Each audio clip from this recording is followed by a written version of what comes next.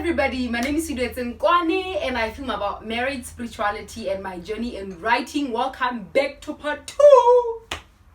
Welcome back to part 2 of asking my husband juicy questions women are afraid to ask.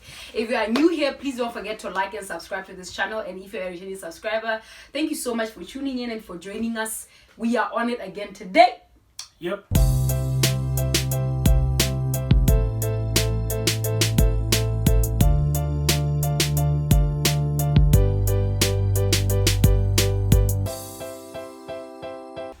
All right.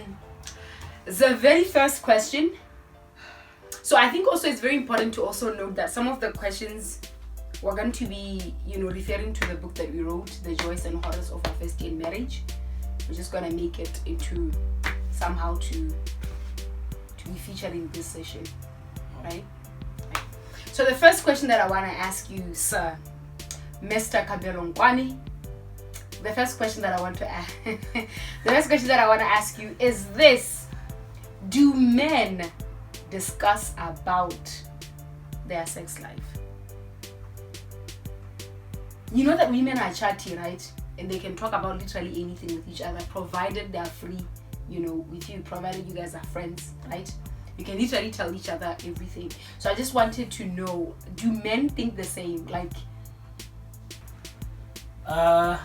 we're back again. I don't like this situation. Okay. Just answer the question. I think, I don't know about other guys per se, because I think we're all built differently. Okay, so there is no specific, there is no, maybe. Yeah, I don't think there's no umbrella answer. Okay. It just varies from guy to guy. Okay. But maybe in my space, the guys that I've spent time with, I think maybe I can say no and yes, or I say okay. In my second, I don't know how to. So you do share. Sometimes you are very curious as to what happens in these men camps, in these men things, or is it? Do you guys only talk about meat and football? You get it, or does it become spicy every now and then? I think that is what motivated this question. Oh, okay. You're wondering how when. Yeah. Yes, I know I am. Other women are saved and sanctified. I know I wonder. Okay. Yeah. I think men, they do share some stuff about intimacy, but maybe not as detailed as women do. Yeah, but even us, I don't think it's that detailed. It's just. No, I mean, if you on your scale of not detailed, obviously you are going to be more detailed than us.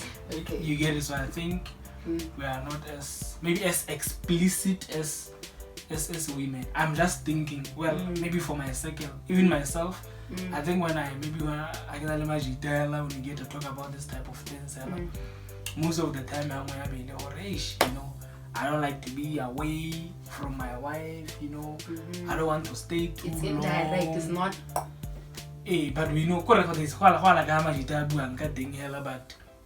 not that explicit, but we do talk about such type of things. No, in jolly fashion. You get it? Do you sometimes give each other advice? Or? No, advice you get all day. Well, in my circle, especially men from our church, Faith Covenant Ministries, the serious. They're helping you.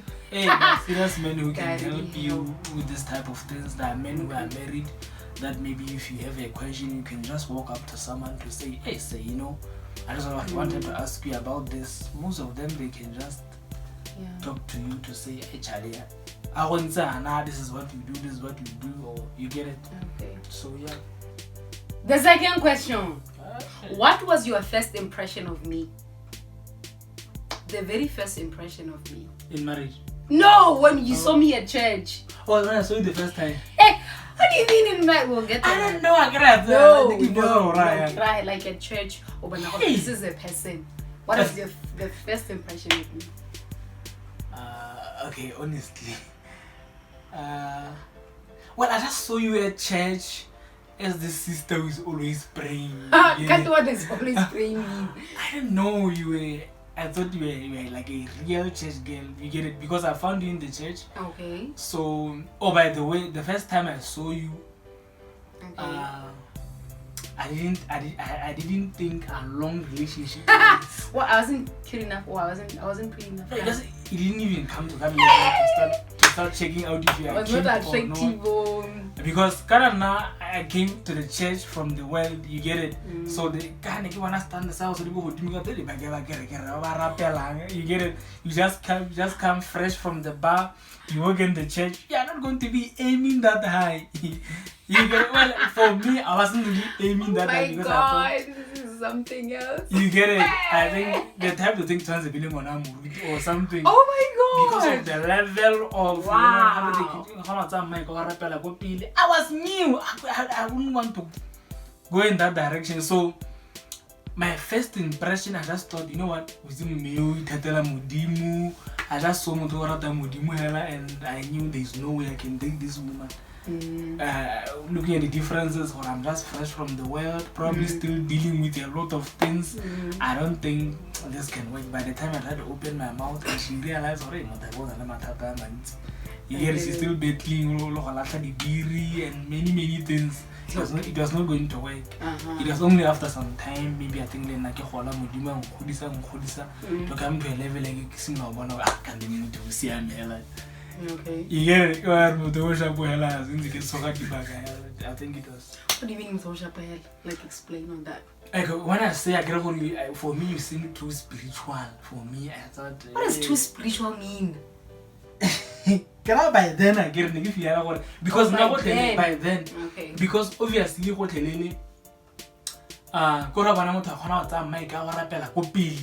and you just came to church, you don't even know how to pray. You get it, and as a brother, you maybe look for, or by then I was still looking for maybe if I'm looking, I'll be looking outside because I don't want any pressure. Because this is new to me. You get it. So for me, you were very spiritual, and me, I was just at entry level. So that's why I couldn't even think we were not compatible at all. So I think even if I say something, I don't think you were going to agree. No, my first impression of you, I thought you were not born again. These are the things that I'm talking about. I thought you were not born again at all. I just thought you were one of those guys who just show up to church and go back, get it. So I thought I was a long journey. I really thought you were not born again. This is looking at somebody from afar. Yes. It's a different thing to look at somebody from afar. It's another thing to have, to come close and have a conversation with that person and understand, because salvation in Jesus Christ, you can't miss it in somebody's speech. So what happened then? What then changed, Yano? From this girl who is always praying, and then to somebody you dated, to somebody you said you like, until you proposed marriage. I don't know. So all of a sudden you became hot in my eyes. What was I supposed to do? Hey, the things that happen in the church. Okay, I'm sorry. Maybe answer. I think for me, like I'm saying here, it was more to do with my journey with God than with you. You understand? Okay. Because I was starting to be more connected with God. God was helping me to get rid of every baggage that I came to church with. I just say that I was fresh from the bar. You understand? So there was a lot of things that I had to deal with Limudin. So God was helping me and uplifting me, helping me to grow spiritually, to see how things are to see myself in the eyes of God, because by then I was just clearly condemning myself and thinking my surname is sin, my middle name is sin. You understand? So as the blood of Jesus Christ was washing me, I could for once see myself at least close to how God sees me. You understand? Amen. So I realized that some of my raw thoughts were really polluted. You understand? So like when I saw you, because no limit to tries and I feel like you are not my type, because now so you see you understand? So I don't feel like I'm doing someone was in a giddy, but the reason, like I said, by then I was going to be looking for a girl. I was going to be certain areas where I would look for girls. You understand? So the moment you but I don't have to go look for maybe girls there. You understand? I get it. I can't. As your knowledge increases. Yeah, as my knowledge increases, so I realize what that was just lack of knowledge. You understand? So and then I started seeing Batusin. Yeah, now I'm in this world with everyone else, and then I noticed you. Oh, wow, this is a nice girl, cute. Thank you. You get it? So, now that you are from the world, or you are from the world into the church, I get it. Many of us we are from the world. All of us. Unless let me ask you something, babe. Okay, I'm sorry. You used to drink, right? Where are we going with this? You used to drink, right? It depends who is asking. You used to drink. You used to drink. You used to go clubbing. Yeah. You know, I used to drink. And Hanky shot beruhel. Like using the dancing, the wild environment. Yeah, black. Yeah, like the big crowd. Like when I think when you were saying that, what was coming to my mind is that if you used to drink, if you used to go clubbing, how do you separate yourself from that life to say I used to do this, now I'm not doing it? You get it? Do you ever miss it? Do you ever want to? You get it? Other days probably when I'm sleeping, do you ever go and leave me? You go to the bar? Oh, the other day I went to the bar. I'm joking. Babe. I think there is no how I can really explain that for what happened. I think that leaves room to say it can only be God. You understand? Because at a point I didn't think there would be a time where that type of life. Because by then I thought it was really nice, and I think even now it's nice. That's why we have so many people partying and stuff. It's actually nice. You understand? Yeah, it's a nice life. That's why majority of the population is there. You understand? But then when you come and meet God, you get to realize that, you know what? This is more nice and more important than that. And more real. And this can benefit me. This is life. This is serious. You understand? This can take me somewhere. So you get to decide, because I think when you get saved, there are some things that you have to sacrifice in a way. You understand? Like if I have to, do I give up this amazing God with endless opportunities? Do I leave this God and go back here, or do I leave this to go to God? You understand? So I think at a point you come to that place where you make a decision. I think that's why. No, I'm going to stay with my clubbing and my drinking, or no, you know what? Yeah. I'm gonna stay with my God. Goodbye clubbing, goodbye that. And just make that decision and stick to it. Enough with alcohol, Malena. What were the things that came as a shock when we were newly married? Yes, I said it. What were the things that came as a shock that you were like, because when you get married, especially in the Christian setting, when you date or the courtship, you don't really get to know much about each other. Do you know that? Because it's too we are told to ask the right questions. Yes, you get it. But it's only when you're married you actually stay together. I'm in your face, you're in my face. You're not going anywhere. You get it? I'm in the kitchen, you are in the kitchen. I'm in the when will I ever breathe? You get it? You are always there, like all the time. Like look at us now, making teachers and everything. We are just always together, right? So that means that majority of the things we get to see after we get married. Certain things we get the reality of. You can have an idea, but you really get the reality of somebody when you start staying with them. You get it? So I think it's not easy now when you start discovering those things. You just knew at this sheep of marriage and you start discovering certain things. You get it? Yeah. So what came as a shock to you? What came as a shock?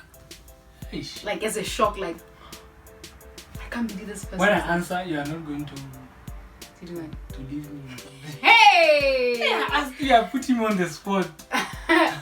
Do you want me to expose you? Expose me. Okay. I think for me it was communication, because when you are preparing to get married, you go for counseling sessions and communication is one of the I'm remembering. I'm so good. Stop laughing. And communication is one of the topics telling how spend you are going to, because after all, marriage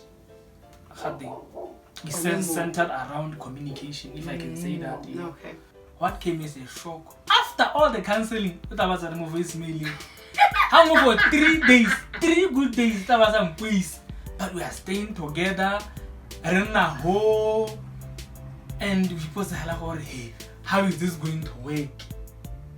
You get it? I don't remember any of those things. Now I remember.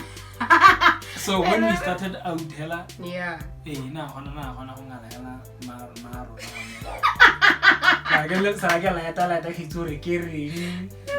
call someone. No. We should act it out. Try to talk to me. Babe.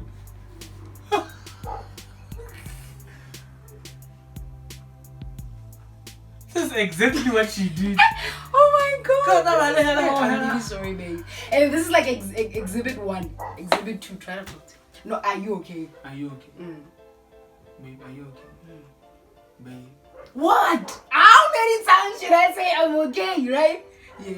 There's nothing painful that when someone told you okay, and then they keep and saying you can that tell that they're not okay. Okay. This person is not okay. And you really like, why does he keep asking me? Okay, in that moment, people are okay. Do I go and sit outside? What can I do? Oh my god. So for me, that came as a shock. Yeah, so it's one of the biggest shocks that I encountered. But nowadays you're doing. I don't remember the last time. Now I just give up. You are a god of communication. Just give up. You just give up. I know you are trying.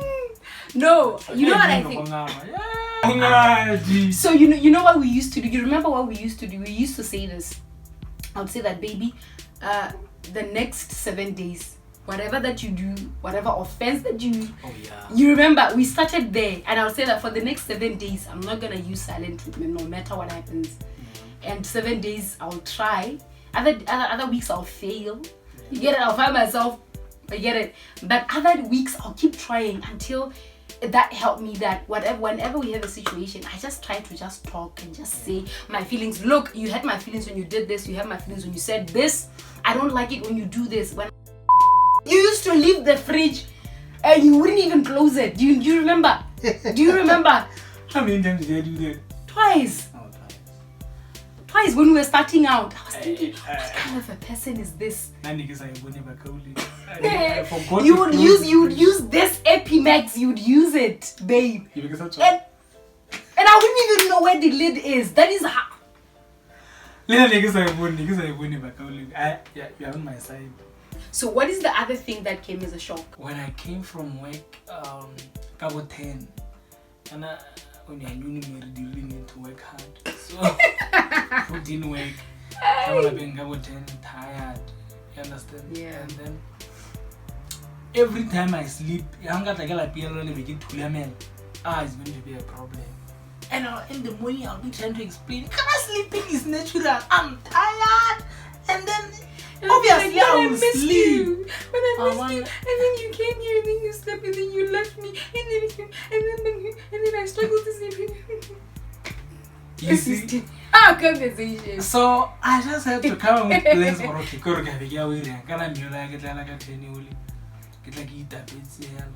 Hey!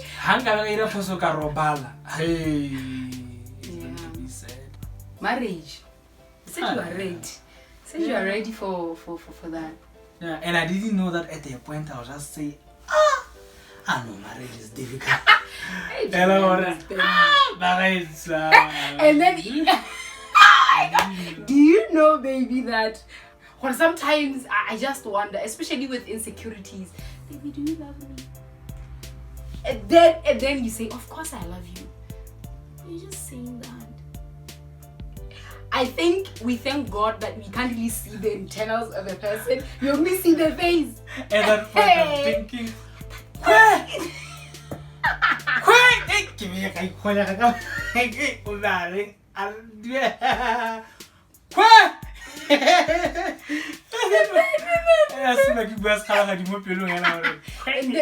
But obviously outside, I think these are the things that we had to really master very well. You get it? What you feel and what you say. Sometimes what you feel, keep it to yourself.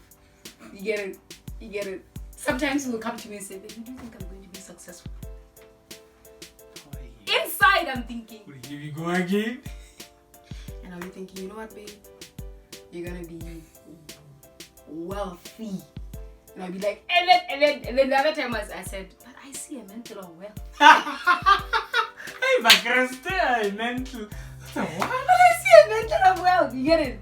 It's wisdom, because you can't, when your person is insecure about something and they ask you, you can't now say, hey, why you can't say that, right?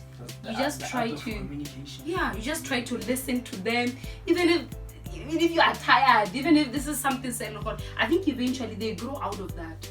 You get it? I think validations, especially when you start, it's everything to a relationship. Validating somebody, I love you more than any other person. I love you more than all of my exes. I love you. There is no one who can compare to you. You are my angel. You are my this. It'll come to a point, these validations, they all of a sudden just add up to, you get it? It's like they add brick by brick. Before you know it, the structure is up.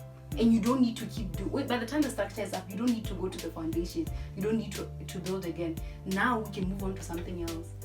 You get it? That's what I think. What do you think? How you can just say anything to a person? And worse, women, we don't forget. You remember? I will remember what you said to me when we were a week in marriage. I will remember. If you're a brother, watch. I'll remember what you said this to me. You remember?